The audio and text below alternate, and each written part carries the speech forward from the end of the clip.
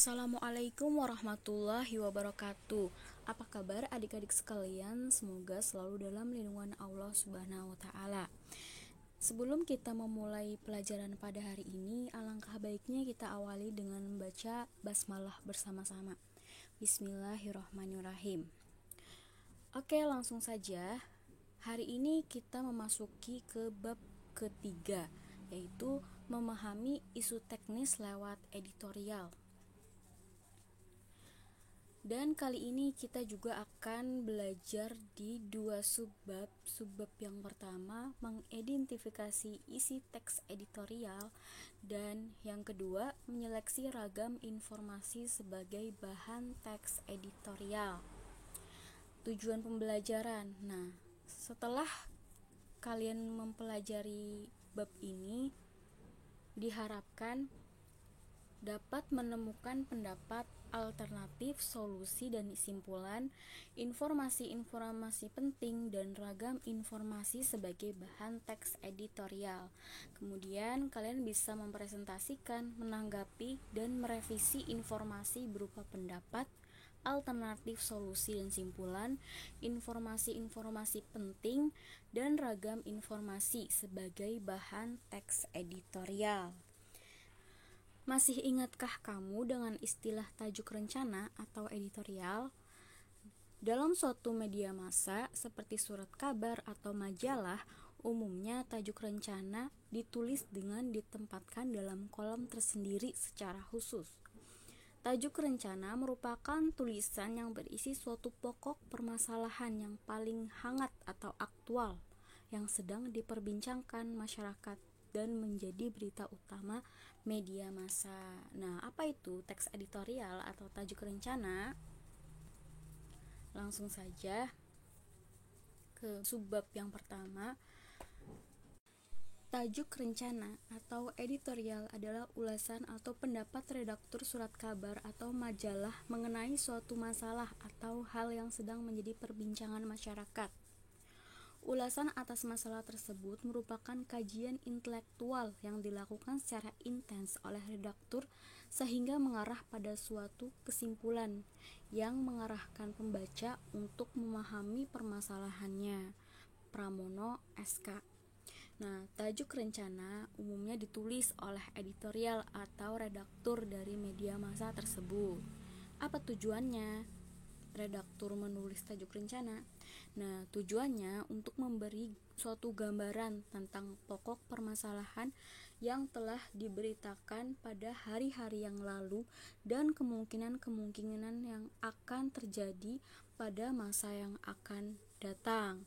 Oleh sebab itu, tajuk rencana pada umumnya berisi kesimpulan sementara suatu pokok permasalahan beserta prediksi dan harapan penyelesaiannya.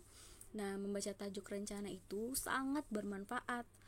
Dengan membaca tajuk rencana, kita mendapatkan suatu gambaran tentang pokok permasalahan yang mungkin terlewatkan dan tidak sempat kita baca pada hari-hari yang lalu.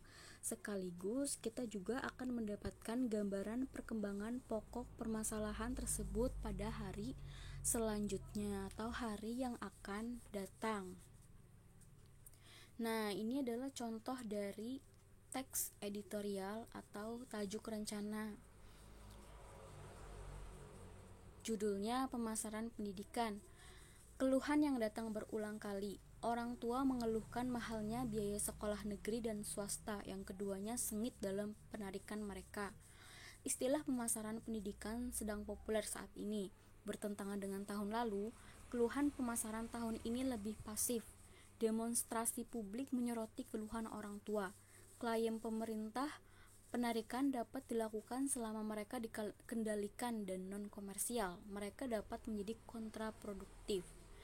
Penegasan itu tidak dianggap sebagai larangan, tetapi pembenaran. Sekolah negeri dan universitas negeri tidak lebih murah daripada yang swasta. Misalnya, biaya pendaftaran untuk siswa sekolah menengah baru di Jakarta Timur adalah Rp7.375.000, sedangkan di sekolah menengah swasta Jakarta Pusat adalah Rp11.718.000. Meja sekolah meja sekolah luar biasa. Kecemasan orang tua mengingatkan para pengambil keputusan. Meskipun Indonesia telah merdeka selama lebih dari 60 tahun, pendidikan tidak pernah ditangani secara serius. Ujian mengajukan pertanyaan, buku yang belum selesai, resum, kualitas menurun, dan sebagainya. Memang, setelah reformasi dibandingkan dengan era sebelumnya, telah ada langkah maju di jalan. Sebelumnya hanya terbatas pada pentingnya pendidikan atau pengembangan sumber daya manusia. Sekarang alokasi 20% telah ditambahkan ke total anggaran nasional. Hingga tahun ini hanya 8% yang telah dicapai. Pro dan kontra masih bergolak, termasuk daya dukung Direktorat Departemen Pendidikan.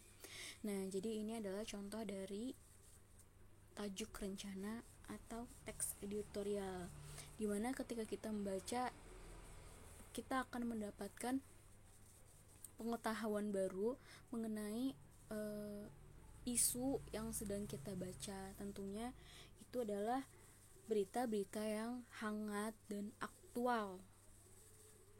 Jadi ini adalah pembahasan dari subbab yang pertama, yaitu mengidentifikasi isi teks editorial, di mana isi teks editorial itu memuat ulasan atau pendapat redaktur surat kabar atau majalah mengenai suatu masalah atau hal yang sedang menjadi perbincangan masyarakat.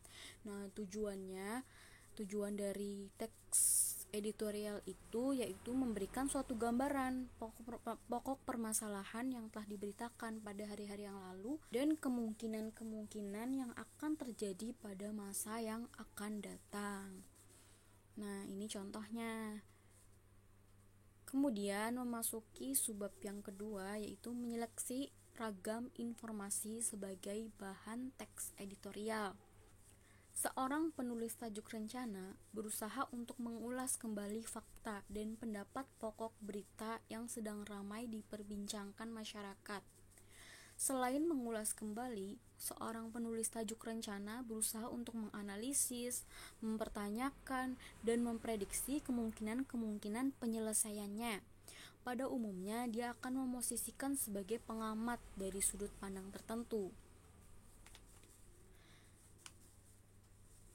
Oleh sebab itu, jika Anda membaca suatu tajuk rencana, Anda harus dapat membedakan pernyataan-pernyataan yang berbentuk opini dengan pernyataan-pernyataan yang berbentuk fakta.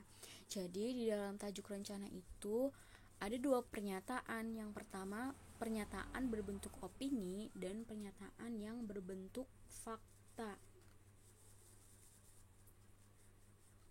Nah, selain itu juga Anda harus dapat memahami sudut pandang penulis dalam mengulas dan menyimpulkan apa yang ia uraikan dalam tajuk rencana tersebut. Hal ini sangat penting agar Anda tidak mudah tergiring dalam kesimpulan-kesimpulan suatu tulisan tajuk rencana yang pada umumnya bersifat sementara.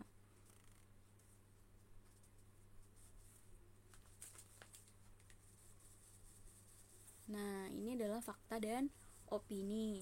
Fakta dalam sebuah tajuk rencana surat kabar atau majalah adalah berita yang mengungkap keadaan yang sebenarnya berdasarkan kenyataan yang ada.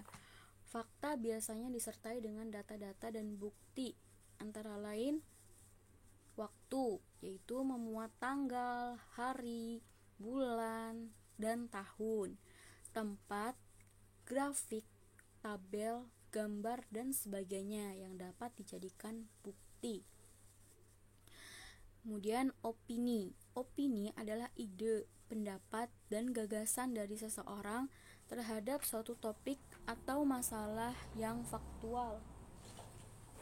Dalam opini memuat subjektivitas dari penulis mengenai permasalahan yang diangkat. Nah, contoh dari fakta. Nah, fakta itu terbagi menjadi dua, fakta umum dan fakta khusus. Fakta umum adalah kebenaran yang berlaku sepanjang zaman dari dulu sampai sekarang. Nah, contohnya, matahari terbit di sebelah timur. Dari zaman dahulu kala, matahari terbit di sebelah timur, bukan dari sebelah barat. Nah, kemudian Sukabumi merupakan salah satu kabupaten yang terletak di Provinsi Jawa Barat. Nah, dari zaman dahulu juga Sukabumi merupakan merupakan kabupaten yang terletak di Provinsi Jawa Barat, bukan Jawa Tengah atau Jawa Timur. Kemudian ayah baru pulang dari Prancis, paman dan kakak sedang menjemputnya. Dan yang terakhir, puluhan pedagang kaki lima dan warung pinggir jalan terkena razia. Kemudian jenis fakta yang kedua yaitu fakta khusus. Fakta khusus atau spesifik yaitu kebenaran yang berlaku dalam suatu periode tertentu, atau informasi yang berisi kejadian atau peristiwa lalu dijelaskan secara terperinci dan detail. Contohnya, Pak Yayan makan bakso. Ayah baru pulang dari Prancis, paman dan kakak sedang menjemputnya di Bandara Juanda, Surabaya kemarin siang. Yang ketiga, puluhan pedagang kaki lima di Jalan Diponegoro dan warung pinggiran terkena razia kemarin pagi. Nah, jadi di fakta khusus ini dia lebih detail dalam menjelaskan sebuah fakta. Kemudian opini juga dibagi menjadi dua jenis. Yang pertama opini perorangan atau subjektif dan opini umum atau objektif. Opini perorangan atau subjektif yaitu pendapat berdasarkan pandangan pribadi atau orang-orang tertentu saja. Contohnya, menurut para ahli, pada tahun 2020 penduduk Indonesia akan mencapai 400 juta jiwa. Nah, itu menurut para ahli, jadi perorangan. Yang kedua, menurut saya, pakaian yang dikenakan pria itu sepertinya bagus sekali. Nah, itu menurut saya, bukan menurut orang lain. Bisa jadi pendapat orang lain itu berbeda dengan pendapat saya. Nah, yang ketiga, sepertinya jalanan ini akan banjir. Nah, dari kata sepertinya itu si orang yang mengucapkan masih ragu atau tidak yakin. Nah, jenis opini yang kedua yaitu opini umum atau objektif. Opini umum atau objektif adalah pendapat berdasarkan pandangan orang banyak atau khalayak umum. Contohnya, menghisap rokok secara berlebihan akan merugikan diri sendiri. Nah, itu pandangan orang banyak, bukan cuma pandangan satu orang saja, tapi memang sudah banyak orang yang mengatakan hal demikian. Kedua, terjadinya tsunami pada tahun 2004 di daerah Aceh menewaskan banyak korban. Nah, pernyataan tersebut juga sudah tidak dapat dilakukan lagi karena memang korbannya banyak. Contoh ini mendekati fakta, namun karena dalam kata-kata banyak korban jadi kurang aktual, karena kalau di fakta itu harus disebutkan berapa jumlahnya. Jadi ini termasuk dalam contoh dari opini umum. Nah, yang terakhir, dengan giat belajar dan tekun akan menjadikan kita semakin pandai. Nah, pernyataan tersebut juga masuk ke opini. Kenapa? Karena tidak semua orang yang giat belajar dan tekun dia akan pandai, karena kemampuan setiap orang itu berbeda-beda. Akan tetapi umumnya siapa saja yang giat belajar dan tekun, dia pasti akan pandai karena banyaknya buku yang telah dia baca dan pelajari sehingga dia mendapatkan banyak ilmu. Akan tetapi kembali lagi di kemampuan siswanya masing-masing. Nah, jadi ini adalah subbab 2, pembahasan dari subbab 2, yaitu mengenai menyeleksi ragam informasi sebagai bahan teks editorial. Nah, ragam informasi tersebut itu berasal dari dua sumber, yaitu fakta dan opini, di mana fakta tersebut juga terbagi menjadi dua jenis, fakta umum dan fakta khusus, dan opini juga terbagi dua jenis. Yang pertama opini perorangan atau subjektif dan opini umum atau objektif.